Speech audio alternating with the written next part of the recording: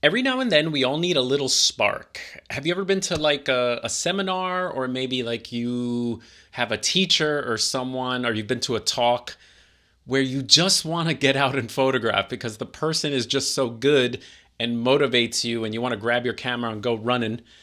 Um, so I feel like every now and then, if I don't, I grab my camera and I'm like, oh, you're such a cool little camera, but I don't feel like going out there.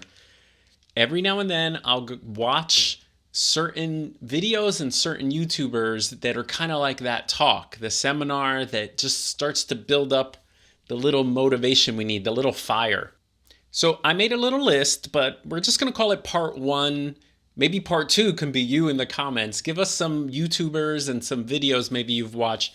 Don't put links because I think you'll get blocked. I don't know how to unblock you. So just maybe name the video so we can look it up. But like kind of as the teacher and the seminar that motivates you. So number one, this guy motivates me so much. Not so much to just go out and photograph, but just almost like permission to go out and be an idiot. Why do I do this? It's not even that good of a shot. Oh! That's right, photo tripper Gavin Hardcastle. He's just hilarious, and he makes me laugh so much that I do enjoy watching his vlogging. But the motivating part of it, like I said, is twofold. It motivates me to make YouTube videos. So if I go out and shoot, I'll hit record even though I don't feel like making a video. I think of Gavin. And second, his photographs, like his landscape photography, is so amazing because he's trying to get one photograph. And that's something I usually don't do, because if I'm going out, I'm usually doing street photography, or if I'm doing portraits, I'm getting tons of frames. But he's hiking, he's climbing, he's going to like a vista, and he's waiting for the light. So I find that really motivating, that you're going out to grab, you're like creating a painting. And so I love that. So Photo Tripper is my first little spark. The second one, if I feel like I'm in a rut and I need sort of some creative juice, I love Jamie Windsor. Now, what I love about Jamie is his videos are all about quality instead of quantity. There's so many YouTubers that just hash out talking head videos about nothing because they want to make 3 to 5 videos a week. But I respect Jamie that he really works on a theme and he does research. And when you watch one of his videos, he shows a lot of examples of what photographers have done to sort of support his theme for the video. So one of his videos that really motivated me was one about how we come up with ideas, and that we come up with ideas like while we're in the shower. And that motivated me because now a lot of times after seeing that video, I'll put down everything, the phone, shut the computer off, and just sit with a piece of paper and try to think about photography instead of just like researching. So this is great. Thank you, Jamie.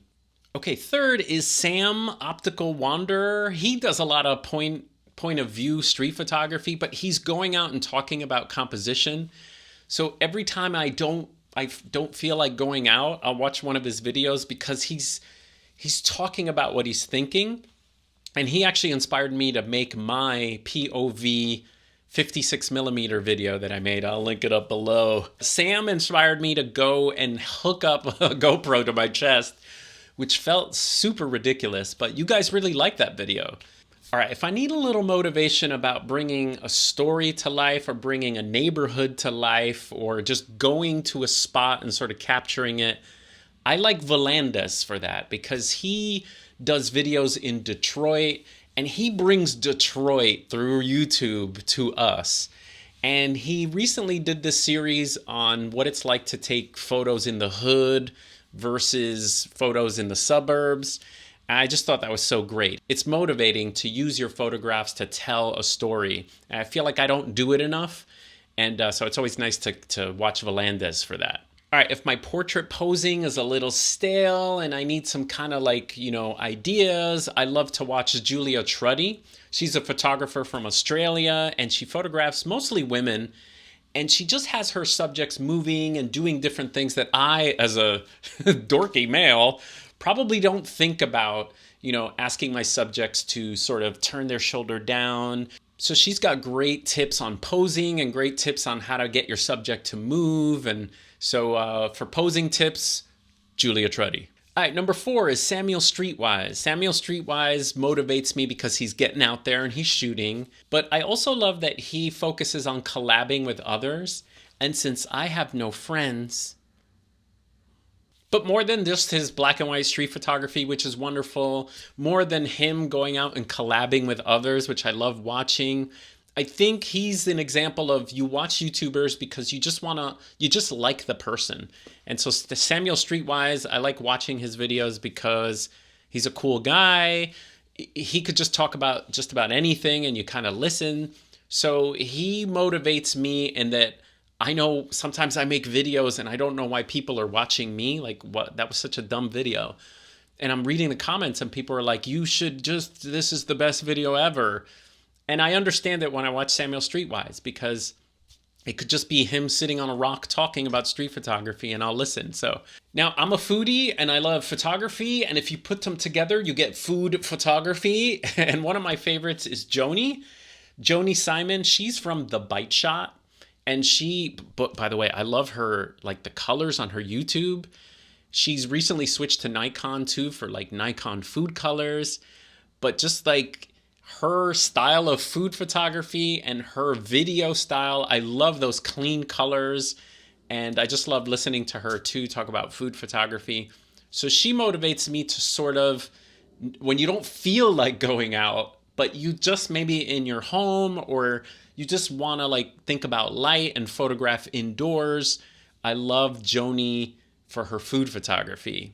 Next on the list, Stunt McCartney. Stunt McCartney, I'm sure you never heard of Stunt McCartney, and neither had I until I started researching a little bit about the Fujifilm X70. I wanted to know if, a little bit more about the camera, and I'm like looking up gear videos, and all of a sudden this video pops up by someone named Stunt McCartney. And I'll link up the video below, but it's just the style of the video motivated me to try to be a little bit more artistic. He's a young guy and he does awesome voiceovers while he shows his photography, but he kind of reminded me what it was like to be young and sort of exploring art and trying different pictures. As we get older, we do less of that. Staying up really late and thinking about photography and thinking about projects. And so watching him sort of motivated me to hold on to my youth. Now, he motivated me so much that I actually reached out to him and we had a nice little talk and everything. And he was a really cool young guy. And I was sort of wondering if he was, wanted to grow on YouTube. And being so young, I remember being that age, he didn't really know what he wanted to do. But I feel like I wanted to let him know that he was awesome and that there was an opportunity there that he could sort of give back or grow his channel. So please subscribe to Stunt McCartney below for me. Next, I'm just going to put, I'm a portrait photographer and I love shooting cool hip portraits of kids and family. I love urban and lately I've been experimenting with bringing lights on location, which is such a pain. It's so much easier to shoot with a reflector and natural light. But someone I love, whose work I love, and he shows you his post-processing, is Eli Enfante. And Eli Enfante, he just shoots beautiful portraits, mostly of women. Come on, dude, mix it up a little bit. But anyway, he's a cool guy.